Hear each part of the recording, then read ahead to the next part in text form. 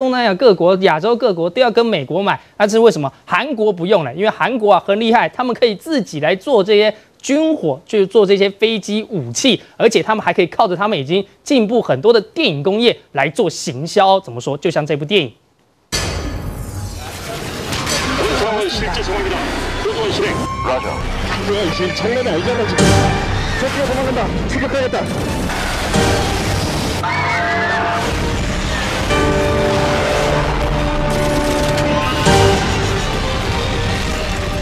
작전은 리턴 투 베이스.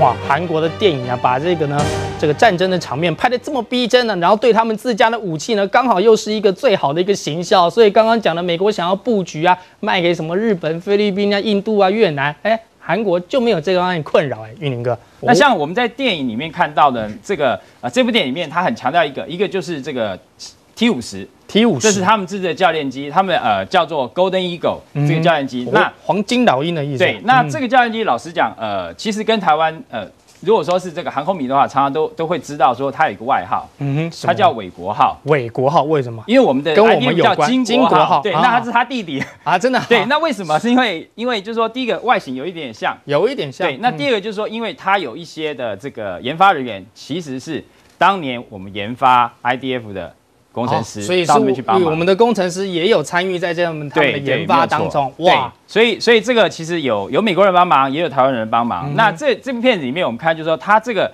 飞机的话，第一个就是说是他们自制的第一个喷射教练机，所以说他们很骄傲，所以他把它当做一个片子的一个卖重点。对，然后第二来讲，其实他用的是这个它的涂装，你看一个黑色的然后黄色的涂装，这个是他们的一个韩国空军的特技小组，叫做这个黑鹫，Black Eagle 特技小组，他们的表演机，所以他也把它拿来做一个宣传。所以你看这个整个片子里面来讲，就是说，很明显的在推销他们的一个航太产品。对，因为 T50现在韩国人他也希望说，我除了韩国空军用之外，我也希望能够推销到其他国家，包括像这个东南亚地区，像这个印尼已经确定要跟他采购了。对，你会看到就是说，在电影里面。 也很容易看到，就是这个所谓叫置入性行销。对啊，就是像行销啊，让大家看到这样的商品。对，没有错，就是说我们你看像这个最明显就是007的电影，大家都以为说电影里面只能置入形象什么，比如说跑车、名牌跑车，对，或者劳力士手表，对，这饮料嘛。对，其实不见得光只有这个武器也是可以。那这个事实上也不是韩国人第一个做的，好莱坞，美国的好莱坞就很多对，像包括我们看像这个电影里面变形金刚里面其实就有 F-22，那这个是什么？这是美国最好的地中战机，对，所以你看在片子里面出现，虽然它是打不过变形金刚，那边一科幻片嘛，对，但是呢，你还是看到还不错这个飞机，所以又可能让他们曝光度没有错。然后另外像比如说这个像在这个。